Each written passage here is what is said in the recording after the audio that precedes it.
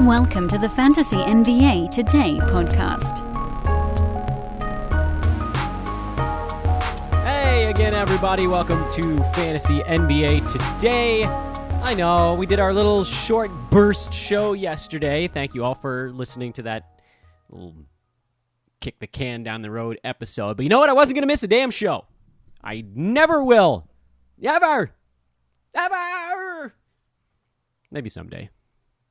Remember the first year? You guys might not actually recall this because most of you probably weren't listening yet. But the first year that we actually had this show on its own legitimate podcast feed, before that we were blended in with the Cause and Brew feed. We had our own feed. So this was like November of 2016 or December of 2016, I think. We finally got our own podcast feed for this show. And I let other folks do shows in the summertime. I didn't do all 5 days a week. I did 3. My good buddies, Adrian Benjamins and Neil Rochelani, I think they hosted, did they do one show each or did they just do it together? I don't remember exactly, but I've left those days in my dust. Someday I will probably find some sort of successor, but that day is not today. I'm Dan Besbris. This is a Sports Ethos presentation. Again, shout out, as always, to our baseball and football shows. Those are coming along nicely, might I add. Terrific work. Baseball show had its biggest download week ever last week. I didn't check in on football this morning. Sorry, JP. Should have checked in on yours as well. But please do follow at Ethos Fantasy BB, Ethos Fantasy FB, and Ethos Fantasy BK. I'm not talking finals on today's show because I'll be recording with the host of the Advantage podcast here on the Ethos Network. That's Mike Fiddle. We'll be doing a finals preview show that'll air tomorrow. That'll be pretty much exclusively a gambling show. So, if you're not a gambling buff at all, it's fine. I have no problem with you skipping one. Or you could just tune in. You might learn some stuff. Gambling is becoming a bit more mainstream. Would be a good way to kind of get your feet wet on that stuff. And we've been doing segments on it during these shows anyway, blended in with the fantasy stuff. But tomorrow's show is going to be all finals. We're going to talk exclusively playoffs, angles, things of that nature. It's not going to have a massive fantasy impact, but there might be something you could pull out of that. So again, that'll be tomorrow's show.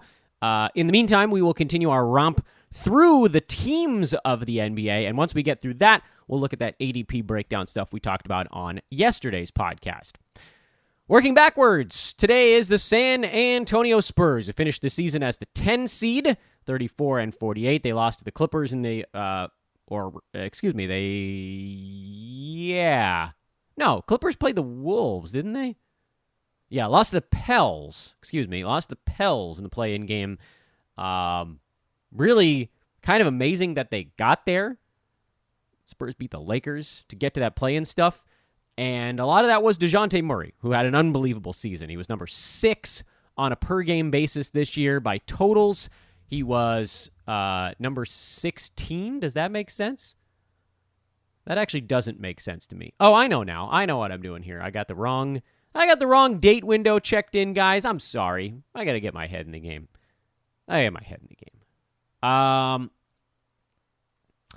He was number 6 by totals as well. So he was 68 out of 82 games, 69 out of 83. I was looking at, they counted the play-in game in the board I was looking at here. So by totals, per game, whatever you want to call it, Murray was fantastic. 7 by average, 6 by totals. We all thought he was going to have a good season. I don't know that anybody thought he was going to be this good. 21 points, 8 rebounds, 9 assists, 2 steals, 1.5 3-pointers, and percentages that were pretty darn close to Roto average, what you'd be looking for if you wanted to kind of tread water in Roto. 46.2 from the field, 79.4 at the free throw line. That's like right in the middle of the pack on both of those. So didn't help you in those two categories, but also didn't really hurt you. And when you help as much as he did in steals, assists, rebounds from a guard spot, scoring, it all came together in a delightful harmony, and one that's going to probably make him a first-round pick next year in fantasy. Because really, there's nothing going on with San Antonio that would steer this thing the opposite direction. It's his team. Spurs, at the end of all of it, had 3 players inside the top 100 on a per-game basis this year. Jakob Poeltl finished at number 68 after, remember how bad he was at the beginning of the year because he was shooting like 22% at the free throw line on 3 attempts per game. Well, he got that sorted out, sorta. He got up to 50% on the year. So then you put that in with all the other really good stuff, and he becomes more of a light free throw punt as opposed to a strict, like, you're never coming back from this graveyard kind of free throw punt. He still remained in the bottom group of free throw shooters. I think he was second from the bottom behind just Giannis in negative impact free throw stuff. He's down there with Christian Wood as well, and then there's a pretty good bump up to a guy like a Rudy Gobert, who took more free throws per game, but also shot a much better percentage. Gobert was at 69. Mason Plumlee was at 39. He's down there in the bottom chunk as well.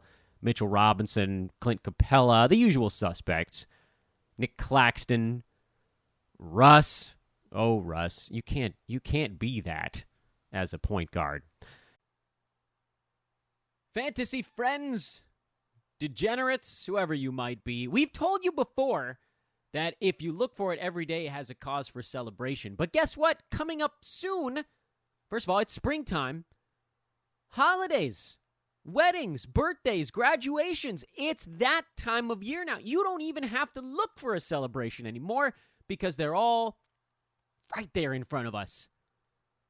So why not celebrate with the gift of beer, wine, spirits, delivered in under 60 minutes with Drizzly? That's right. It's flawless logic. Right now, Drizzly is giving all new customers $5 off their first order with code SPRING5. Just download the Drizzly app or go to drizzly.com, DRIZLY.com, and use promo code SPRING5 for $5 off your first order. It is incredible, folks. Incredible. Fastest, under 60 minutes. It's the #1 app for alcohol delivery. Sign up now, make your first order, get $5 off, code SPRING5. That's drizzly.com. Enjoy. Underdog Fantasy is the fastest-growing fantasy app and easiest place to play fantasy sports. Just jump on UnderdogFantasy.com or download the app, draft your team, and that's it. And if drafts aren't your thing, they also have a pick'em game where you can win 20 times your money in a single night. Use promo code RADIO, and Underdog will double your first deposit when you sign up with up to $100 in bonus cash. Deposit $100, get $100 free. That's promo code RADIO. Terms and conditions apply. And Devon Vasel was the other one who came on nicely after the All-Star break. Didn't go huge in the way that maybe we hoped he would go nuts post-break, but he was good enough over that stretch. He was an easy-to-start play. And, you know, the ceiling is really nice for a guy like Vasel. Kelden Johnson finished at 107. He was kind of the guy who went huge after the All-Star break. He had the biggest jump of any of the the remaining guys on this team when Derek White got sent off. I think we all thought, myself included, that Devon Vasel was going to be the big leap forward. He was a much smaller, like 1 round better after the Derek White trade. And Kelden Johnson went from a guy who was not playable in 12-team formats to a guy who very much was playable in 12-team formats. And those are the guys that you're actually kind of looking for because those are the guys that were... I mean, he was probably over-rostered because he could score a little bit, but he was a top 75 guy over the last 20 games of the year. Crap, even Josh Richardson crept up near the edge of the top 100 over that stretch. But what does this mean for the Spurs going forward? Because, those names, Dejante Murray, Devon Vasel, Calden Johnson, Jakob Poeltl, those are the main guys on this club that I think we can pretty safely assume are in the plans. Murray signed for 2 more years. Poeltl next year. This is a contract year for Jakob, but presumably they'll want to keep him around. Even if they don't, does that make him a trade bait? Maybe. Although it does seem like the Spurs aren't really going into what you'd call kind of a full teardown. They made the play-in tournament. Kelden Johnson has 1 more year, and then he's a restricted free agent. Devon Vasel has 2 more years before he's a restricted free agent. So these guys are all around. Then you've got these mishmash of average players. Doug McDermott has 2 more years on his deal. He's not very fantasy useful. Josh Richardson has 1 more season. He's a guy that even if the Spurs are competing, is trade bait this coming year.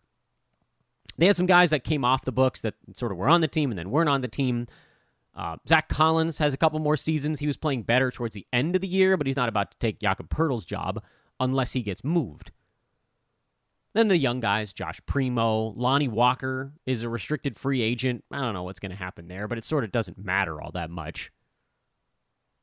And that's the beauty of San Antonio. They have payroll space if they want to do something with a veteran and make themselves better.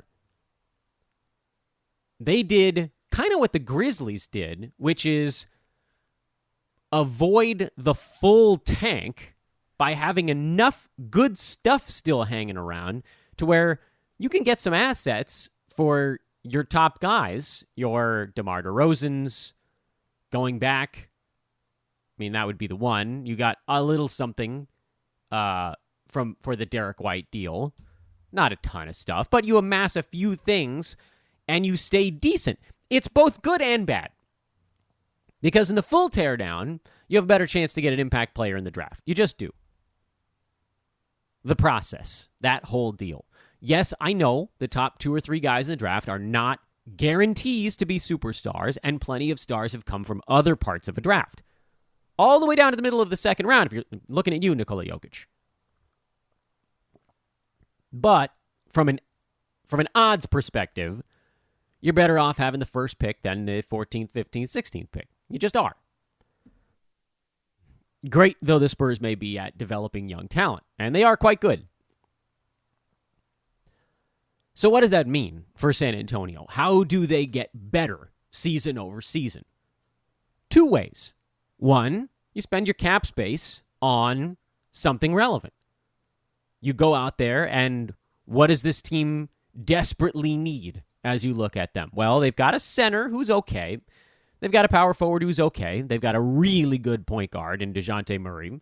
They have Vasel, who can fill either a shooting guard or a small forward spot. But what they don't have is a proven scorer on the wing. Unless you call Vasel that. I don't. You call Kelden Johnson that? I certainly wouldn't as well. So this team that could very well be in the market for a player of that ilk. Or are they, because they're the Spurs, do they go for value? Do they shoot for more Richardson, Mcdermott types, or I don't know, Doug McDermott, whatever, Zach Collins types, where you get a guy a couple years on a pretty affordable deal. You could move him for pieces if you want, or maybe they slot in somewhere. But I really do think that the way the Spurs get better, because I don't know who's going to go to San Antonio. They'll have their pitch to whoever, but they're not a great team yet, is that the young guys are going to need to keep getting better.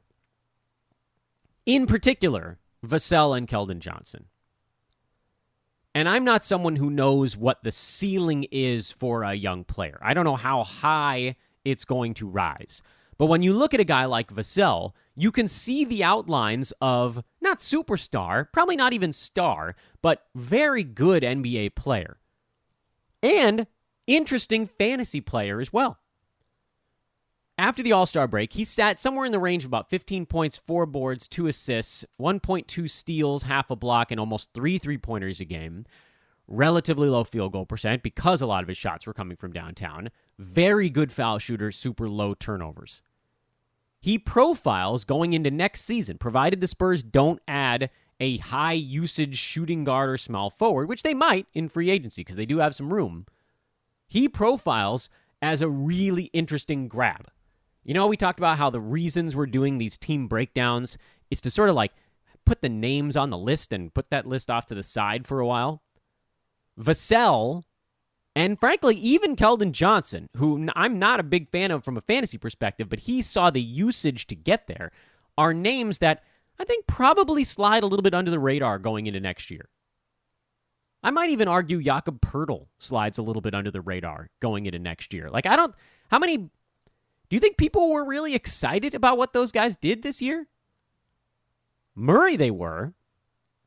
And he'll go probably late first round, as he should.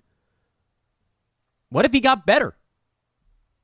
What if his free throw stroke got a little bit better? What if his three-point stroke got a little bit better? There's more there, potentially.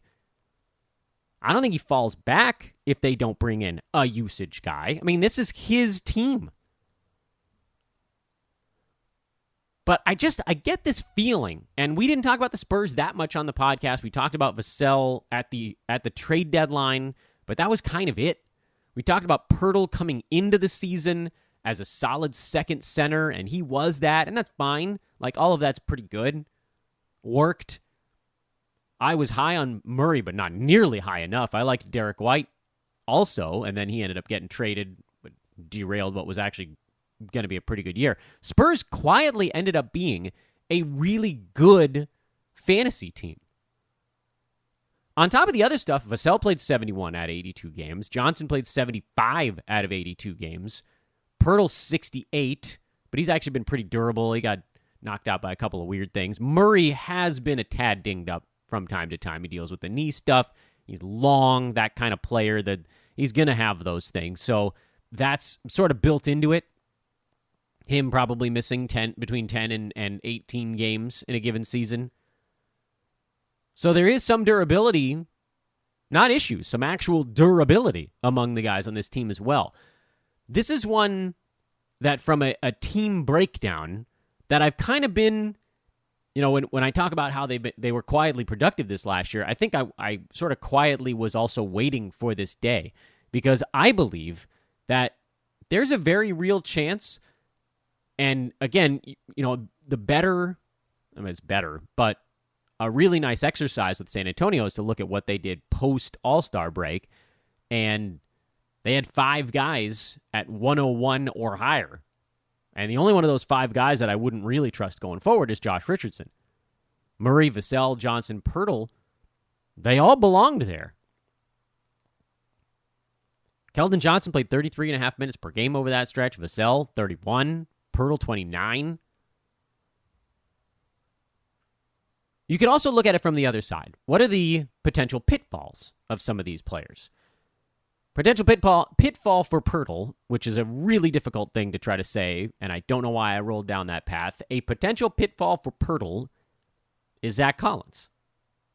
He's number 177 in 19 minutes per game. He does have actually a pretty fantasy-friendly game, but never had the aggression up in Portland to get it done. Does he stick as kind of a 20-minute bench guy? Maybe. Will there be games where he outplays Poeltl and they flip next year? Almost definitely. This is still Popovich we're talking about. If someone is just having a night, they'll play. And if someone is having a night, they won't. I'd venture to guess the only guy on that team that's sort of immune to that stuff is Dejante Murray. But certainly among the players that are still there, the key guys we just talked about, the sort of the main 4, the one that I would say is most vulnerable to that type of night is Poeltl because there's a solid backup. Where for the rest of these guys, the backup isn't what I would call solid. Josh Richardson is there, but he's not really a backup to Vasel. They could just play together if they needed to. Lonnie Walker's around, and he really would be more of a bench gunner, and he's just not as good as Vasel, so I'm not worried about it.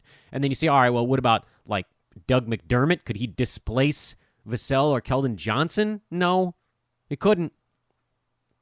Could Zach Collins have a couple weeks where he's just dominating? Yeah, he could. Poeltl's still their rim protector, and he's one of the better rim protectors in the NBA, so we don't want to take that away from him. I'm not here to tell you it's something to be markedly nervous about with Jakob. I'm just saying that of those main 4, the one who kind of has somebody breathing down his neck is Poeltl, and Jakob is also in a contract year. So I don't like the way those two things blend together, at least in terms of, would it be a red flag? No, it's like a deep orange flag. It's not relevant enough to make it a red flag. It's not relevant enough for me to pivot off of Poeltl on draft day, but it is relevant enough to point out and say, look, if there's a way that this one could go wrong, that's the way right there, what we're pointing at. Dejante Murray can't really go wrong unless he gets hurt. And then Devon Vasel and Kelden Johnson, these are guys to me that I don't know that anybody really cared about how decent they were after the All-Star break. That's the beauty part of it. They weren't fantastic. Kelden Johnson did score 20 points a game over that stretch, which maybe that put him a little bit more into focus, but I feel like the only teams that were aware of it were the ones that had him on their club already for the wrong reasons. Because he was not good. He was fine, but he wasn't good before the trade deadline. He was in that 140 range, basically just scoring and rebounding. And then all of a sudden, those things went way up with the extra usage, and he became 20 points, 6 boards, 2.5 threes, 3 assists guy. What if he improves his free throw stroke and continues to get this usage? Kelden Johnson's a guy you could keep an eye on, as there's a little bit of a Harrison Barnesian thing going on there with Kelden in terms of the fantasy game. Scoring boards, threes, not much in the way of defensive stats, but okay, and field goal percent. Barnes a better free throw shooter right now, but there's a little bit of a Barnesian thing there. And then with Kelden, you got younger, and more opportunity, a team that's more willing to sort of let him run with it. Call him New Harrison. That'll be our Kelden Johnson wink wink sort of moment. Am I going out on a limb for this dude? No, I'm not. But if he's getting drafted near 100, he's a pretty safe grab there, and probably a really nice one in head-to-head because of the decent durability, because of those guys that can get you scoring kind of later in a draft, 8th, 9th round kind of dude. If he goes earlier than that, detonate this discussion, but that's where we're at there. And then Devon Vasel, kind of the same story.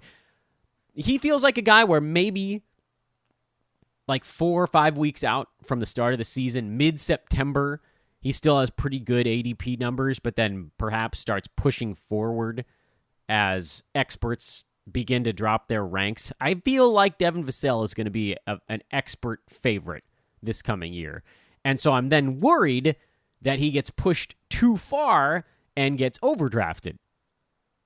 Because I don't expect him to just all of a sudden jump from, post-All-Star break, he was taking 12 shots a game. I don't think he's going to go leaping up to 16 like Kelden Johnson. If he did, it would be awesome because he's got the fantasy game to support it in a way that Kelden, kind of does. Like, again, he was in top 80 range over that stretch. But if you give Devon Vasel that Kelden usage, give him 16 shots instead of 12, you're talking about a guy that would be pushing 4 3-pointers a night.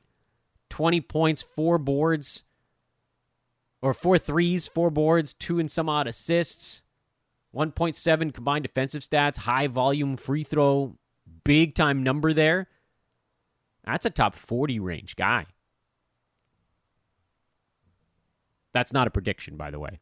That's me saying what's the best case scenario there is probably top 40. What's a more likely scenario? Probably not that dissimilar from what we saw post All-Star break, which was more like number 65.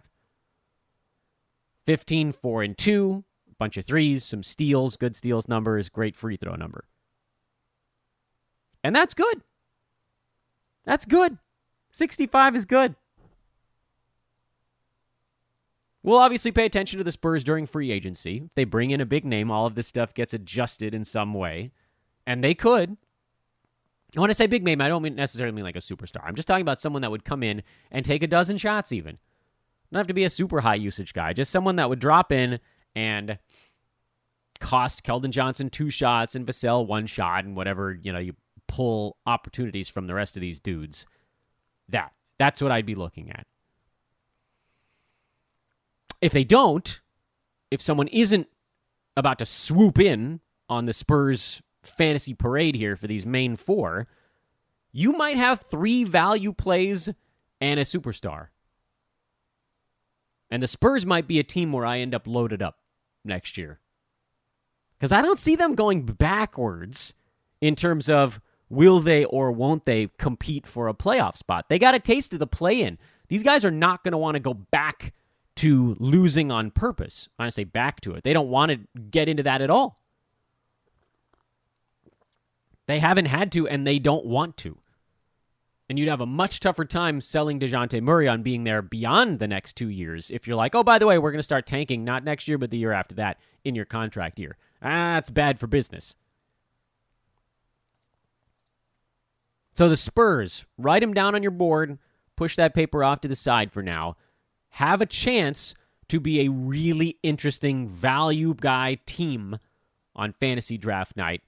Pretty excited about this one. Not overly excited because anything can happen in free agency. We might see buzz guys emerge. If anyone, it would be Vasel.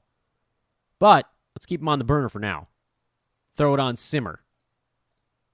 And throw your Tuesday on simmer. Have a great one, everybody. Again, tomorrow we're talking finals.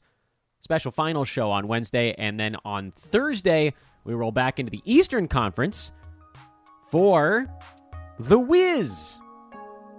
And nobody beats me. I'm Dan Vespers for Fantasy NBA Today. Talk to you guys tomorrow. So long.